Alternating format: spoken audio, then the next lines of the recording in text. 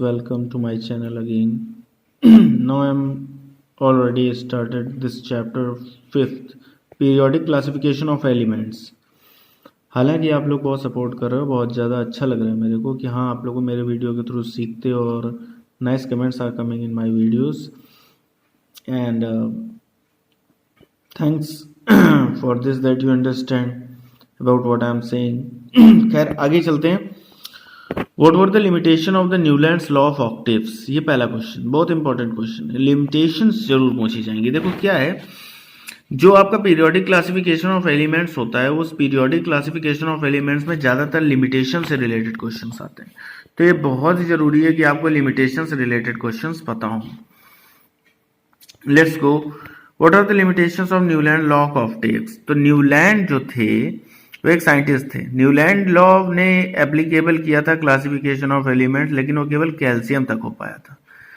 Because after calcium every earth element do not possess the property. ऐसी properties नहीं रखते थे जैसा वो कहते थे कि प्रॉपर्टीज उसकी सही होंगी, और क्या उनकी प्रॉपर्टीज में बहुत ज्यादा कन्फाइंड चीजें होंगी, लेकिन नहीं, चीजें बदल गई.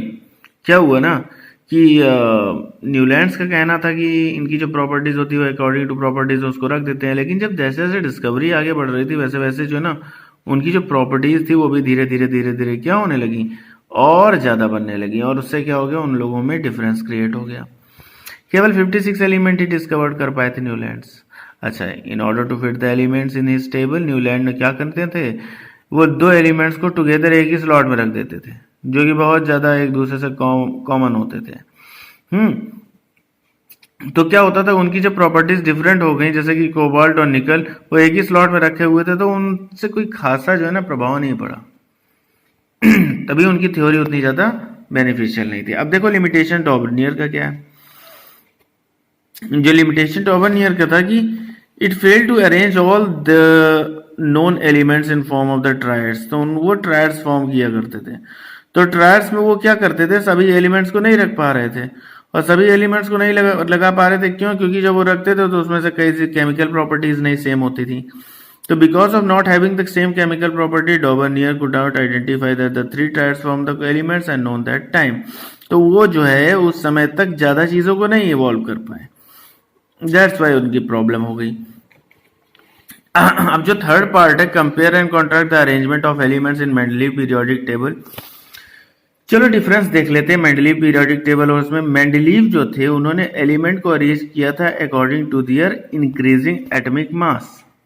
ठीक. और जो मॉडर्न पीरियोडिक टेबल था उसमें एलिमेंट अरेंज्ड हुए थे according to their atomic number. ठीक. यहां पर जो मेंडलीव वाला था, मेंडलीव में 9 वर्टिकल कॉलम्स थे जिनको हम लोग ग्रुप कह सकते हैं. और जो मॉडर्न पीरियोडिक टेबल थे इसमें 18 वर्टिकल कॉलम थे, इनको हम लोगों ने ग्रुप कहा था.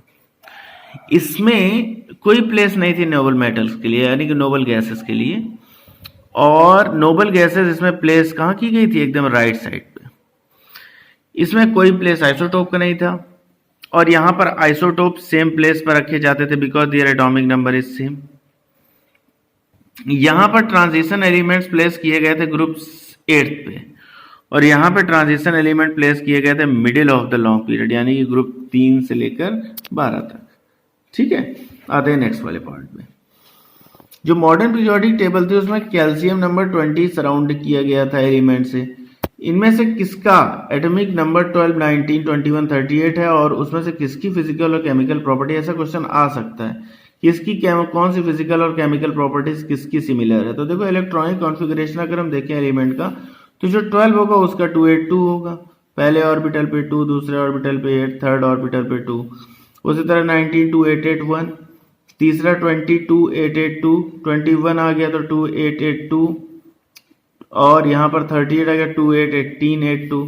भाई देखो इसमें सबसे बड़ी बात ये है कि जो एलिमेंट जिसका एटॉमिक नंबर 12 था मैग्नीशियम, और जिसका 38 था स्ट्रोंटियम, इनकी प्रॉपर्टीज सिमिलर है. क्यों? क्योंकि इसमें जो लास्ट में देखो आप 2 बच रहा है, लास्ट में देखो इसमें 2 बच रहा है ऑर्बिटल कंप्लीट होने के बाद. केमिकल प्रॉपर्टी जिसका एटॉमिक नंबर 20 है उसकी भी एटॉमिक नंबर 20 है, तो उसकी भी प्रॉपर्टीज क्या होंगी, सिमिलर होंगी, क्योंकि इसमें लास्ट में कितने बच रहे हैं, 20 बच रहे हैं। Okay, next part, fifth, how does the electronic configuration of atom related to their position in modern periodic table. तो देखो जितने भी नंबर ऑफ सर्कल होते हैं ना इलेक्ट्रॉनिक कॉन्फ़िगरेशन ऑफ एलिमेंट में, वो रिप्रेजेंट करते हैं उसके पीरियोडिक टेबल में कि वो किस पीरियड नंबर पे है और कहाँ पर वो सिचुएटेड है, क्या उसमें कितने नंबर ऑफ इलेक्ट्रॉन उसके आउटर मोस्ट सेल पर हैं, या कितने उसको वैकेंट चाहिए, या उसकी वैलेंसी क्या है। ये रिप्रेजेंट होता है पीरियोडिक टेबल के ग्रुप से और जहां पर वो सिचुएटेड होता है। ओके, नेक्स्ट क्वेश्चन है कि नेम टू एलिमेंट्स, दो एलिमेंट्स बताओ जो आप एक्सपेक्ट करते हो कि उनकी केमिकल रिएक्शन सिमिलर होगा मैग्नीशियम से। What is the basis. तो एक तो भाई बेरिलियम हो गया और एक हो गया कैल्शियम, क्योंकि इसमें भी लास्ट में 2 आता है और मैग्नीशियम में भी लास्ट में 2 आता है। ठीक है, तो beryllium and calcium both atomic number is 4 and 20 and have similar configuration two electron in outer most shell. तो बोथ बेरिलियम और कैल्शियम जो क्या होगा, रिएक्ट होगा ऑक्सीजन से, गिव बेसिक ऑक्साइड बी और NGO। Now next part, beside gallium कौन से था। हाँ, ये इंपॉर्टेंट क्वेश्चन, इसको ध्यान रखना कि गैलियम से रिलेटेड क्वेश्चन 2-3 सालों में आ चुका है। तो beside gallium which other element has been discovered that was left by Mendeleev in periodic table. तो एक है स्कैंडियम और दूसरा है जर्मेनियम जो मेंडलीव ने छोड़ दिया था। 8th क्वेश्चन है, क्या क्राइटेरिया यूज किया था मेंडलीव ने क्रिएट करने के लिए अपने periodic table.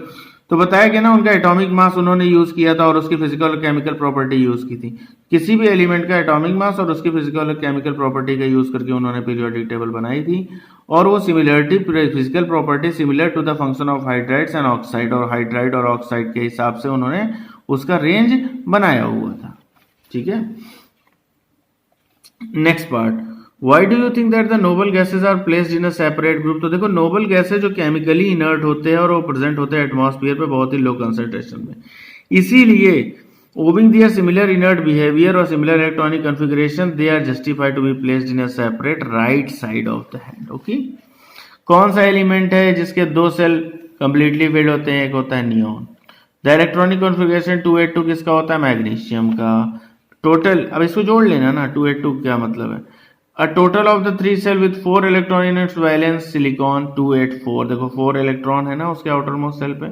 Total 2 shell with 3 electrons, 3 electron में एक हो गया 2 और 3। Twice as many electrons in the second shell, तो 2 का डबल क्या होता है 4, तो कार्बन के पास हो गया, carbon is called as a tetravalent. आपको एक वीडियो मैं अभी सामने पेश करने जा रहा हूँ, उस वीडियो को जरा सा ध्यान से देखिएगा, वो वीडियो आपके लिए ही है और वो मॉडर्न पीरियोडिक टेबल पर दिया गया है। This time we're going to talk about periodic table of elements. The periodic table of elements is a tabular display of the chemical elements, disarranged by atomic number, electron configuration, and recurring chemical properties. It was in 1869 that a Russian chemist, Dmitry Mendeleev, published the first recognizable periodic table. In this video, we will be familiarizing the periodic table of elements. Generally, every cell in the periodic table contains the information of an element. These are its symbol, atomic number, name of the element, atomic mass, and many more depending on the periodic table that you are using. Elements are arranged in periods and groups. There are 7 rows of the table which are called periods, and 18 columns are called groups or families. Each group contains elements with similar properties. Groups are divided into A and B. Its trivial names are: Group 1A is called alkali metals, which are very reactive and electropositive. Group 2A is called alkali earth metals, which are all shiny and silvery white in appearance, and somewhat reactive metals at standard temperature and pressure. Group 3A is called trails, which are characterized by having 3 valence electrons. Group 4A is called tetrals, which are characterized by having 4 valence electrons. Group 5A is called nectogens, which comes from the Greek word that refers to the choking property of nitrogen. Group 6A is called chalcogens, which comes from Greek word chalkos that means ore formers. Group 7A is called halogens, which comes from Greek word meaning salt producing. Group 8A is called noble gases, which refers to the inert gases, and they are very stable, that makes them extremely non-reactive. For groups B, they are called transition metals from group 1B copper group, 2B zinc group, 3B scandium group, 4B titanium group, 5B vanadium group, 6B chromium group, 7B manganese group, and 8B composed of iron group, cobalt group, and nickel group. There are also elements which are separated but still are included in group 3B. These are called lanthanide, series located in period 6, and actinide, series located in period 7. According to their shared physical and chemical properties, the elements can be classified into major categories of metals, metalloids, and nonmetals. The elements boron, silicon, germanium, arsenic, antimony, tellurium, and polonium are called metalloids.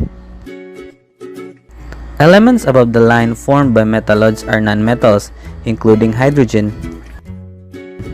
And lastly, the rest are all metals. And that's it. I hope you learned something today. Once again, this is Easy question यहाँ Engineering. पर आ गया कि drawbacks Newland के क्या होंगे, तो एक बार फिर से एक बार रिवाइज कर लेते हैं कि न्यूलैंड ने एलिमेंट्स को अरेंज किया था अप टू द कैल्शियम और टोटल 56 थे, इस चक्कर में ये रिजेक्ट हो गई. After calcium every earth element did not possess the same property. उन्होंने सारे गामा पादा नी के हिसाब से रखा हुआ था, तो उनका कहना था सारे गामा पादा नी के बाद जो अगेन आता है वो सा पे आता है, तो सा के नीचे जो एलिमेंट आएगा उसकी प्रॉपर्टी सेम होगी. उन्होंने जस्टिफाई नहीं किया था कि पोजीशन ऑफ हाइड्रोजन कहाँ पर रखा जाएगा. Position of hydrogen along with fluorine and chlorine was not justified. तो ये सब ड्रॉबैक्स थे. अच्छा, ड्रॉबैक्स इनके भी थे. लॉ ऑफ डॉबरिनियर के, डॉबरिनियर ये ट्रायड्स नहीं कंप्लीट कर पा रहे थे. ट्रायड्स मतलब ट्रिपलेट नहीं कंप्लीट कर पा रहे थे. वो एबल नहीं कर पा रहे थे कि जो ट्रायड्स के सभी नॉन एलिमेंट्स कौन कौन से होंगे. सभी नॉन एलिमेंट्स को अरेंज नहीं किया जा पा रहे थे ट्रायड्स में, क्योंकि उनके बीच का उनका कहना था कि 1 2 3 अगर 3 एलिमेंट्स है तो पहले का और लास्ट का अगर हम मास नंबर ऐड करें और उसको 2 से डिवाइड करें तो वो मास नंबर बीच वाले के बराबर आएगा. बट एक्चुअली सबके साथ ऐसा नहीं हो पा रहा था. For very low mass and very high mass element the law was not holding good. So बच्चा, ये एक इंपॉर्टेंट क्वेश्चन थे इस वाले चैप्टर के. आई होप सो आपको ये क्वेश्चन समझ में आए होंगे. और आप लोगों से यही बात है, आप पीरियोडिक टेबल को रटिए, जैसे भी हो वैसे भी रटिए, क्योंकि क्या है ना कि लेंथेनाइट सीरीज एक्टिनाइट सीरीज उतनी नहीं पूछी जाती, लेकिन आप लोगों के लिए स्टार्टिंग से हाइड्रोजन से लेकर नीचे तक जो है कम से कम 3 या 4 ग्रुप्स तक आपको याद होना चाहिए. So try to understand about the periodic table. और ड्रॉबैक्स जरूर याद रखना, इसमें ड्रॉबैक्स से क्वेश्चन बहुत उठते हैं. सो थैंक यू बच्चा. And if you have any doubt or any question, comment me or send it to me to personally. Okay, मैं ऐसे ही अच्छी वीडियो बनाता रहूंगा. और आपका केमिस्ट्री का यहाँ पर खत्म हो रहा है. मैं अब आपके लिए जल्दी ही या तो फिजिक्स या बायो में से रिलेटेड एक नया चैप्टर स्टार्ट करने जा रहा हूँ. तो आप लोगों को बोर्ड एग्जाम होने से पहले ही मैं सारी चीज़ें प्रोवाइड करा दूंगा. थैंक यू बेटा. Thank you everyone. Thank you बच्चों. And like, share and subscribe also.